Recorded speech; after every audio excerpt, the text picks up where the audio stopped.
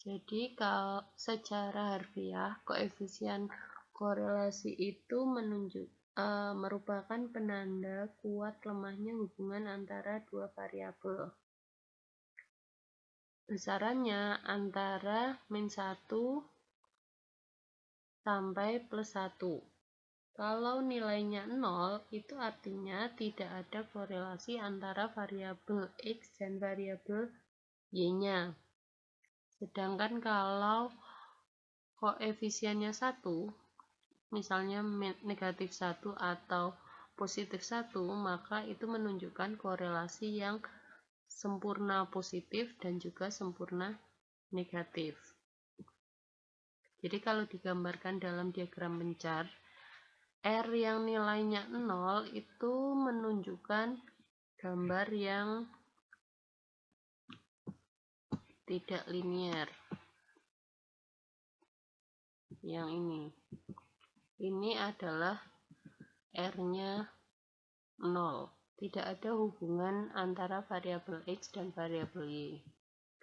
Sedangkan ini ketika nilai R-nya adalah positif, dan yang ini ketika nilai R-nya adalah negatif.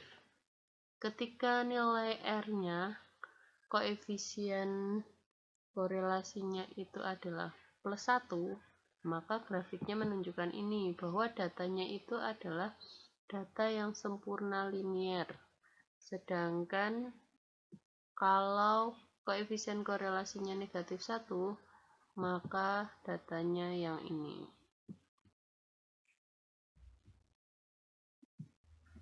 Untuk menentukan korelasi antara variabel terikat dan variabel bebasnya, kita dapat menggunakan beberapa rumus.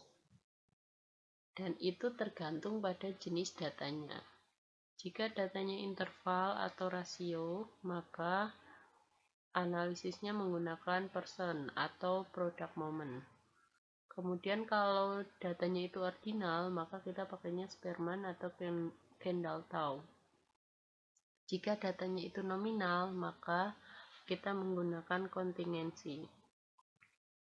Dalam hal ini, kita akan mempelajari yang interval, data interval atau rasio, dan juga ordinal, karena yang nominal itu jarang sekali. Tapi ketika teman-teman nanti penelitian menggunakan analisis korelasi dan itu datanya adalah data nominal, silahkan pelajari lebih lanjut tentang kontingensi.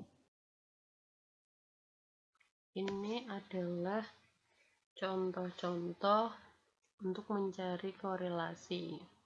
Misalnya kita mencari hubungan antara jumlah pengunjung dengan jumlah penjualan. Maka di situ datanya data apa? Ordinal. Nah, teman-teman bisa memperhatikan di sini datanya lebih banyak yang mana? Ordinal, rasio, interval, yang nominal yang mana? Tidak ada ya sebenarnya.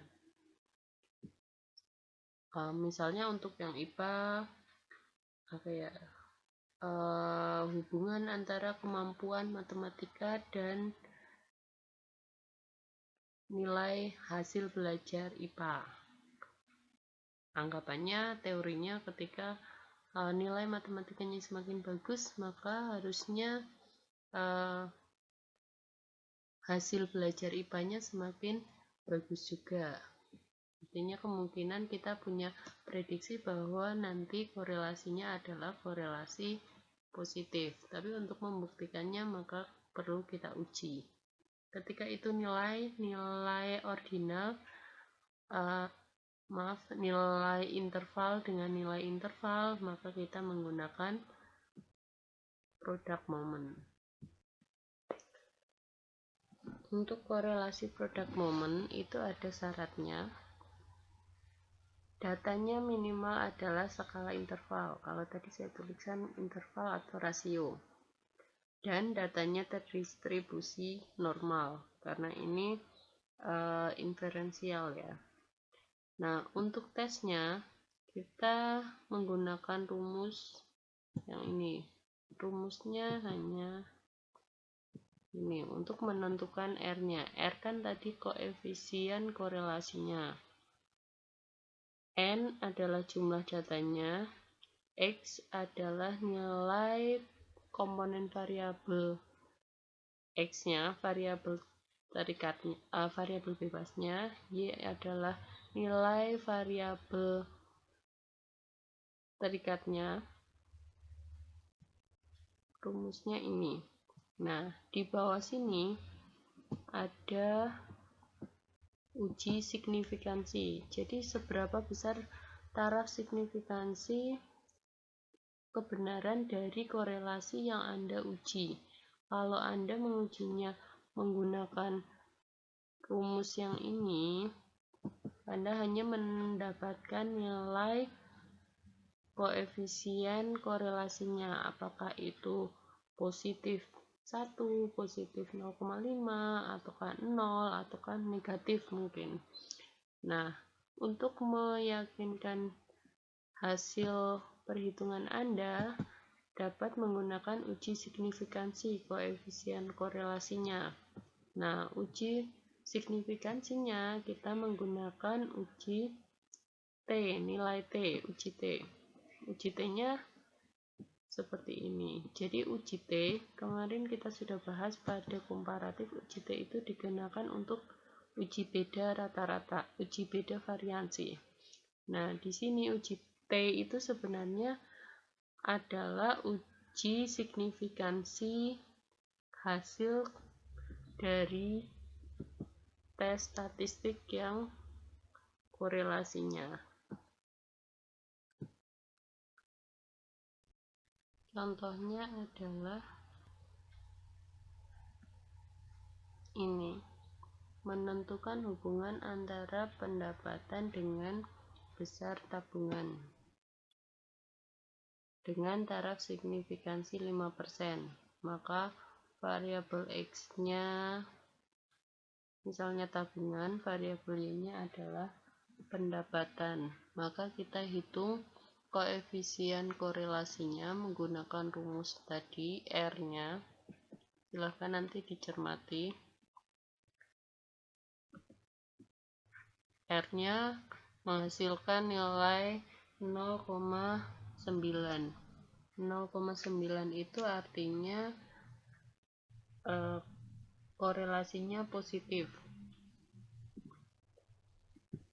Korelasi positif itu kalau dibahasakan artinya semakin besar tabungannya, semakin besar pendapatannya, maka nilai tabungannya juga semakin besar, seperti itu.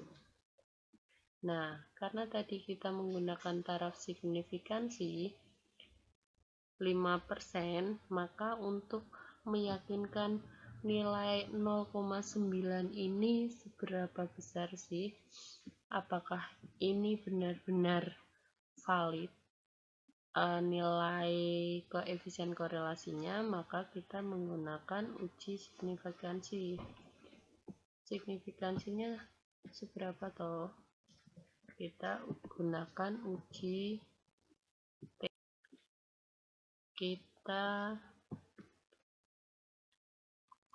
gunakan uji signifikansinya dengan uji T. Rumusannya ini, Rx-nya, Rxy-nya, koefisiennya tadi 0,9, jumlah datanya ada 6, hasilnya 7,4. Nah, daerah penolakan uji signifikansi itu terjadi jika T hitung lebih besar daripada T tabel. Nilai T tabel itu ditentukan dengan mencari nilai T, alfa, dan N-1-nya. N-1-nya 5, ketemu 2,13. Karena T hitungnya lebih besar, 7 dengan 2, maka H0 itu berada pada daerah penolakan. Nah, hipotesisnya itu apa? Hipotesis nolnya adalah tidak terdapat korelasi positif.